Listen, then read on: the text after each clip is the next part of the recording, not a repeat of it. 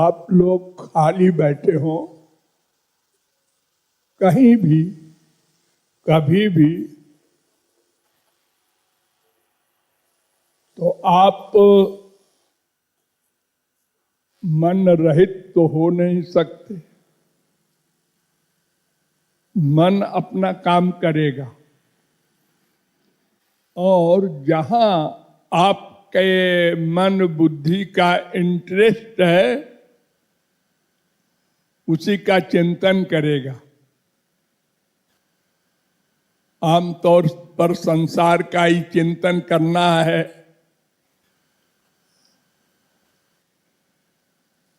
उसी में आसक्ति है तो उसी का चिंतन करना होगा।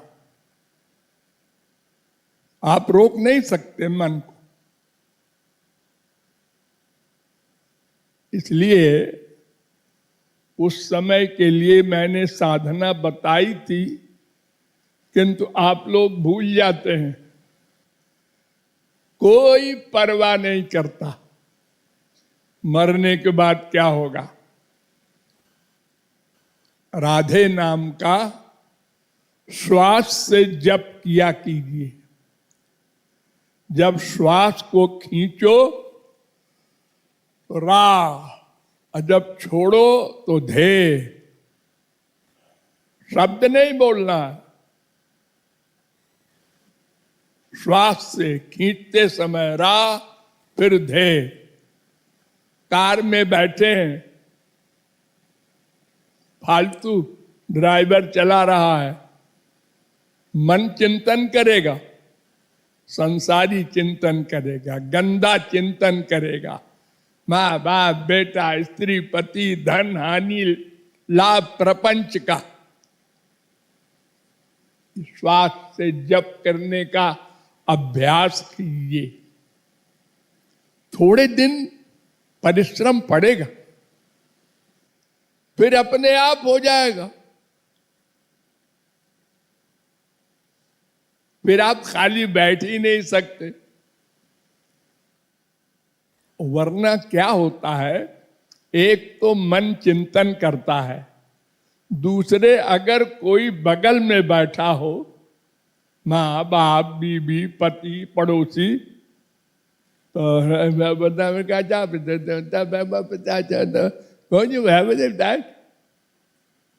बोलने की बीमारी और बुद्धि सबकी कमजोर है। अहंकार कितने ही कर लो, अधिक बोलने में कोई न कोई वाक्य गड़बड़ निकल जाएगा कि सुनने वाले को फीलिंग होगी, वो आपको बेवकूफ सोचेगा और आपका इतना नुकसान हो जाएगा। बोलना अधिक भयानक है, उससे कम भयानक है सोचना। सोचने में आप ही का नुकसान है और बोलने में डबल नुकसान हो जाएगा। सोचना तो पड़ता ही है, बोलने में उधर से नुकसान हो जाएगा दूसरे का, और फिर हो सकता है वो आपसे विरोध पर तुल जाए। उसने ये कहा था, अरे मैंने कान से सुना था।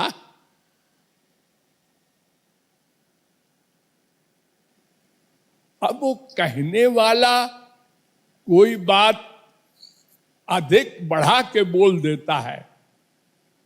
ये सब की आदत है। हमको एक आदमी नहीं मिला सारे भारत में इतने वर्ष में जो सही बात, जिस किसी भी वाकये का सही निरूपण कर दे। अगर उसकी तारीफ करना है, सब उसकी तारीफ कर रहे थे और 2-3 आदमी ने की थी। अगर किसी ने बुराई कर दी, वो उसके उस वाक्य का, उस कपड़े का, उसका सब बुराई कर रहे थे। ऐसे हम लोगों की बोलने की आदत है। ये झूठ भी है और हानिकारक भी है। बड़े बड़े कांड हो जाते हैं इन्हीं शब्दों से। हम सही बोल ही नहीं सकते। मुझसे नहीं सही बोलते लोग, मुझसे, जिनको गुरु उरु मानते हैं, शायद झूठ बोलते हैं। अपने को सही सिद्ध करने के लिए हमारे लिए गुरु जी ने गलत कहा, ये मैं सिद्ध कर दूंगा।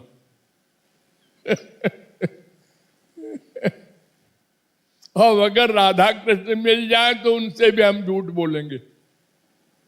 आदत है, क्या करें, मजबूर है। तो बोलना बड़ा खतरनाक है। जितनी लड़ाई दुनिया में होती है उसमें 99% रीजन है बोलना।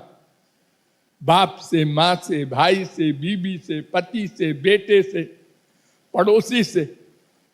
जितना अधिक जो बोलेगा उतने ही उसकी खराबी होगी। टेंशन होगा, दुख होगा, लड़ाई झगड़े बढ़ेंगे, द्वेष वाले खड़े हो जाएंगे। तो एक तो कंट्रोल करो, कम से कम बोलो, जितने में काम चल जाए। अब देखो, फोन करते हैं आप लोग या किसी की बात सुनते हैं फोन से, बोले जाते हैं, क्या कर रहे हो, क्या हो रहा है। वो कुछ बोला, अरे तो ऐसा क्यों किया, बोला अरे तो वो तो हम जानते हैं महाबेवकूफ है। बोले जा रहे हैं, बोले जा रहे हैं। हमारी सबसे बड़ी शिकायत है सारी दुनिया में, वो तो बस राधे राधे करके फोन धर देते हैं। और उनसे अगर पूछो भाई हाँ कैसे फोन किया, बोलो आपकी आवाज सुनना है। और सुनो, वो हमारी आवाज सुनना है का मतलब हम बोलते रहे पागल हैं। न तुमको जरूरत थी न हमको जरूरत है कुछ बोलने की, अब आवाज सुनना है इनको, फोन धर देते हैं। तो कम से कम बोलो और खाली टाइम में राधे नाम का जप करो। ये दो बात हमारी गांठ बांध लो और 10-20 दिन, महीने भर अभ्यास कर लो। बहुत बड़ा कल्याण हो जाएगा इससे, और तमाम झगड़े कम हो जाएंगे संसार के। अरे करके देख लो, कोई ऐसी चीज तो है नहीं कि हाँ भाई ये वेद शास्त्र के मंत्रों का अर्थ करना है। अभ्यास करके देख लो कितना फायदा होता है। हाँ, आज हम पति से, बेटे से, बाप से बहस नहीं करेंगे। वो कुछ गुस्से में बोलेगा तो हम चुप रहेंगे। हाँ, तो कई बार बोलेगा, 2-4 डांट लगा देगा, बस चुप हो जाएगा वो भी। और अगर हम कुछ बोलेंगे, अच्छा ऐसा बोल रहा, ऐसा हुआ है, और बात बढ़ती जाएगी। यही होता है। और फिर आप लोग क्या बोलते हैं बता दूं?